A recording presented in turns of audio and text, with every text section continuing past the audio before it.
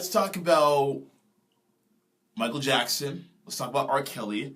And let's talk about a little thing called cancel culture that has become quite prevalent within the last year or two, I would say. Let's start with R.Kelly first. So R.Kelly made headlines this week when he was interviewed by Gayle King on, CBS, about the charges and the allegations that he's been facing as of recent in regards to, sexual abuse and holding women captive. And he made a big scene out of it. He made a huge scene out of it, crying on camera and all these things, like being very animated and what have you. And then, all this stems from the documentary that came out, I believe it was late last year. Was it late last year or early this? I think it was early this year. Surviving R. Kelly, which premiered on Lifetime. It was a 6-part docuseries, and it was a lot of the people who are describing the events that took place between themselves and R. Kelly, or people who are around the situation.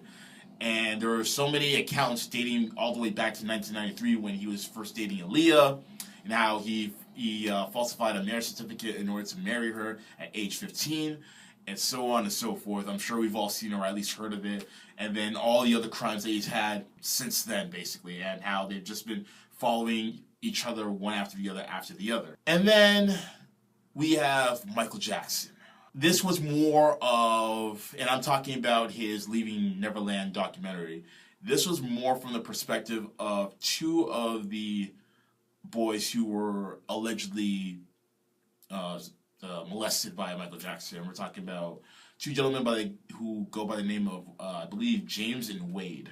And they're grown adults now. They're probably in their late 30s, if I can imagine. Basically, it was their firsthand accounts of what happened while they're at the Neverland Ranch.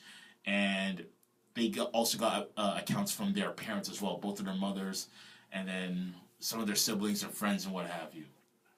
And they were really going into very intimate details, the boys I mean, James and Wade, they were going into very intimate details about their encounters with Michael Jackson as far as sexual encounters are concerned. So I don't want to get too specific with the details, but they were very graphic to say the least. And it's very disturbing, mainly because of the fact that these are accounts that they're detailing while they were 8, 9 years old, where they're very young boys, and the encounters were very sexual. And one of the things I found interesting about it is that they didn't see anything wrong with what they were doing with Michael by themselves in a room. And one of the things that I found very disturbing on top of all that, those boys describing how MJ would allegedly make them watch porn before they engage in these sexual acts. So it's like if these accounts are true, then like as an adult, you're showing little children pornography before you decide to engage in sexual activity with them. That's disgusting. That if that is in fact true. So those are just some of the accounts that are being, described and depicted in this docuseries. So I watched part 1. I haven't watched part 2. I imagine part 2 goes into the trial and the testimony and what have you. So I haven't gotten a chance to watch that yet. Essentially, we're all somewhat familiar with the trial proceedings and what happened, and how MJ was acquitted of the charges and what have you. Now, I say all this because those two names, R. Kelly and Michael Jackson, have been brought up in what is known as cancel culture. And cancel culture, for those of you who are not familiar with the term, is when you decide to unsubscribe from a celebrity because of acts that he or she may have committed that basically devolve away from your moral compass. So in the instance of R. Kelly, because of the fact, and I can say the fact on this because this has been happening since 1993, the fact that he has been abusing multiple women, and most of them underage women, for so long, that you decide not to listen to their music anymore going forward, and you decide to never listen to any of their past music as well. That, in a nutshell, is cancel culture. So a lot of people are saying cancel R. Kelly, cancel Michael Jackson, and it's going to the point where you now have radio stations that will no longer play R. Kelly's music, but will no longer play Michael Jackson's music as well. Now, I understand the whole point of cancel culture as well, but I think my main issue with cancel culture is the inconsistency of the ones who are practicing cancel culture. For example, when it comes to R.Kelly, he's been doing his nasty shenanigans for a very long time, especially after the P tape, the first one from like the early 2000s. After that, it should have been cancel R.Kelly. Now, mind you, cancel culture wasn't around back then, and neither was social media, so I get it, but I don't think I don't think that cancel culture should be reactionary. And I think that's the main problem right there. Instead of it being proactive, I think it's very reactionary. So the moment we hear about a story and it gets stretched into a docuseries of some sort, for example, then it's cancel culture. It's cancel this, cancel that. I think we should have the same strength and keep that same energy all the way through going forward. As long as we know the evidence and the facts and what have you, of course, not just canceling it for the sake of it. But I think the problem with cancel culture, that one of the flaws with it is that it's very reactionary. We can't just say, cancel that. No, we have to cancel it once we know all the facts, and then once we do, then let's attack the source. Because with Michael Jackson, we've heard about these cases before. We've heard about the cases with the two gentlemen that I just mentioned. We also heard about the case with another young boy. I can't remember what his name was. There's incidences with Corey Feldman, with Macaulay Culkin, and a few other people. And even though we had questions about it, we didn't really hear a lot of people, demonizing his music and saying, to hell with Michael Jackson or anything like that. Especially after his death as well. After his death, it was more of like a celebration of his life and what he brought to the music industry and what have you. But between 2009, the year that he died, up until now, we haven't really heard about cancel culture, not until, in regards to Michael Jackson, and not until this docuseries came out just this week that people are now saying cancel Michael, cancel Michael. I just think there needs to be a bit more consistency when it comes to things of that nature. And, speaking of that, I believe Oprah Winfrey was interviewing people on like a after show for the documentary, and I haven't watched that portion of it, but apparently she started to demonize Michael Jackson and started to condemn him and what have you. So again, it kind of goes back to the whole reactionary portion of it. And I think I remember vaguely when he died about 10 years ago, she was kind of celebrating him and honoring him because of his contributions to the music industry, even though these cases happened, obviously, of course, before his death. So again, it goes back to consistency. It goes back to keeping the same energy. And I know a lot of people who are talking about Oprah Winfrey, not doing that, are also talking about her and her affiliation and friendship with Harvey Weinstein and what have you. And Harvey Weinstein, as we all know, has been one of the major figureheads of cancel culture in regards to him and how he was a predator towards young women who were looking for a career in Hollywood. And he was using his power and his influence to coerce these young females into doing sexual acts for him in exchange for a potential career in Hollywood. And if they decided to decline, then he would make sure that he would basically close off any opportunities that they would have going forward in that regard. And I mentioned Harvey Weinstein as well because when we're talking about cancel culture, it's normally lately I should say, the black celebrities that we've seen that have been the primary focus of cancel culture. So again, R.Kelly, Michael Jackson, Bill Cosby is another person that's been mentioned in there as well. But I do find that there are some people who are complaining. I don't want to say complaining because that sounds very childish, but there are some people who are dissatisfied with the fact that these figures are mentioned a lot more than people like John Travolta, Harvey Weinstein, Woody Allen, or sorry, not Woody Allen. Was it Woody Allen? Not Woody Allen. Yeah, Woody Allen. Yeah, sorry, I was thinking of Tim Allen. I don't know why I was thinking of Tim Allen. And a few other people as well.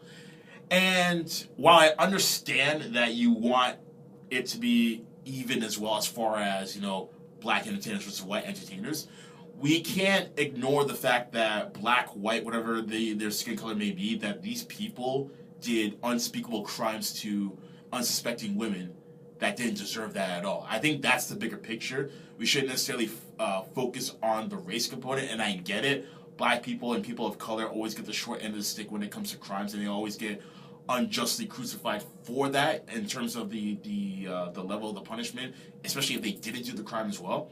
But again, we have to look at the bigger picture.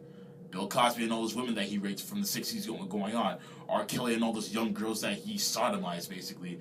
Michael Jackson, this one's a little shaky. We don't really know for sure. But between this testimony and his behavioral patterns, we can at least agree that something potentially happened. And there are some people who are also stating that, well, where's the documentary for Harvey Weinstein, and where's the documentary for Woody Allen, and where's the documentary for the Catholic Church for all those priests touching those little boys as well? Well, it just so happens that there are documentaries that have come out about these people, or there are documentaries that are in the works. These documentaries that have come out about R. Kelly and Michael Jackson, they didn't just appear out of thin air. These things have been in the work for years. Like, documentaries take years to film because you want to get as much information and content as possible. You have to make sure that you get clearance from certain people. You have to get in contact with certain people. It takes a long time to build a proper documentary. And so the fact that, it comes out now, it's just a matter of timing. You can question the timing of it all, but you don't know how long it took to piece that documentary together.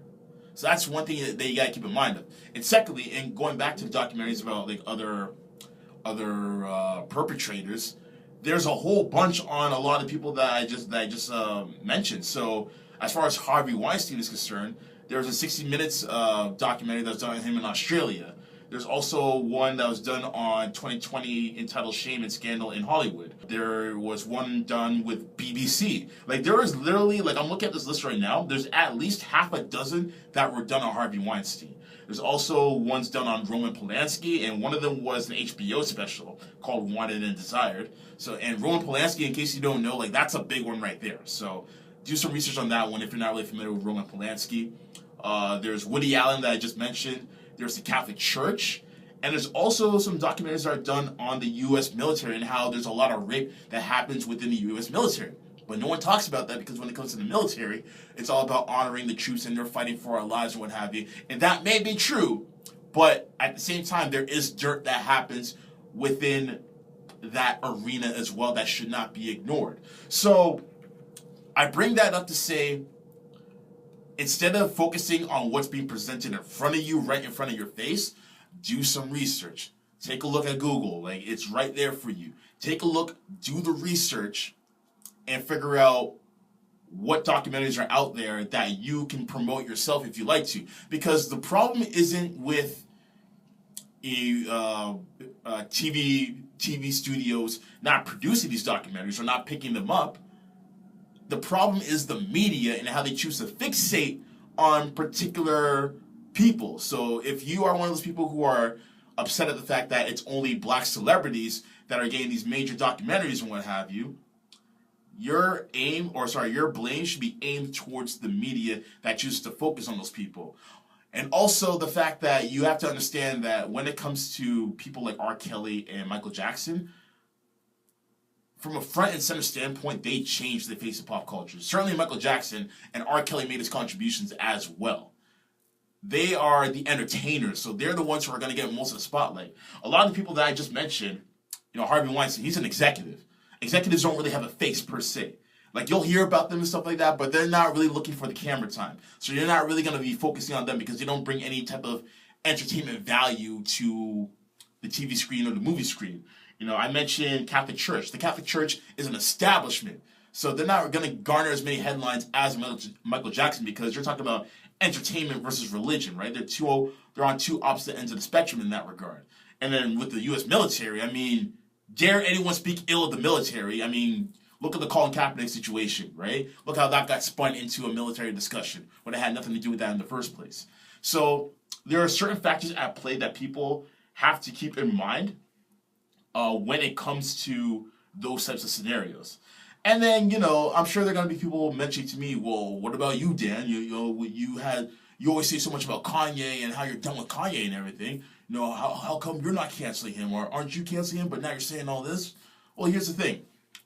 Yes, I condemned Kanye for his comments and what have you. And yes, I did say going forward, I would no longer be interested in the music that he creates because I just don't agree with what his message is anymore and like what his overall motifs are nowadays. But I never said I would cancel him. I always said that I would always respect him for the music that he made between 2004 and 2010, and that I will always go back to the music that he made between 2004 and 2010 because that was his best work. And also his message on the microphone and off the microphone was clear, and it appealed to people of color. But his music since then, from 2013 onward, has been lackluster, for lack of a better term. And his message on and off the microphone is damaging to the black community as far as I'm concerned. So, yes, I will still stand by that, but not once did I ever say I'm canceling Kanye. Haven't said that before, won't ever say that. Because if I have to cancel Kanye because of whatever work he's put out going forward within the last 6 years, that means I got to cancel everything. And I'm not about to do that. So I think people in that regard should keep the same energy when they say they're going to cancel something. Because you can't just conveniently cancel one thing, but not cancel another thing that is exactly the same as the one thing that you did cancel. Because now you're being very selective with it. Now you're just being hypocritical. And you're only picking and choosing to best suit whatever your narrative is. So that's why I say, keep that same energy. So, to wrap this particular portion of the show up, I would say that, again, when it comes to cancel culture, don't be so hasty. Look into the facts. Don't look at don't look at a tweet and be like, oh, I'm canceling because that person said something outrageous. No. Be your own individual. Do your own research. Look for the facts. And if you feel like that this is detrimental to your moral compass, then yes, sure, go for it. Do the whole cancel culture thing, but just be prepared to cancel everything that is associated with that public figure or that entity, that public entity that has done wrong in your eyes, and go from there. And in regards to R.Kelly and Michael Jackson, like that is encompassing of that as well. This Michael Jackson documentary, watch it at your own peril. I will say that. The details are very graphic. And as for R.Kelly, don't worry, guys. I got a lot more R.Kelly stuff for you later on in the show, I guarantee. Let me know what you think. Hit me up on all social media platforms at Cool Radio CC and share your thoughts. Woo!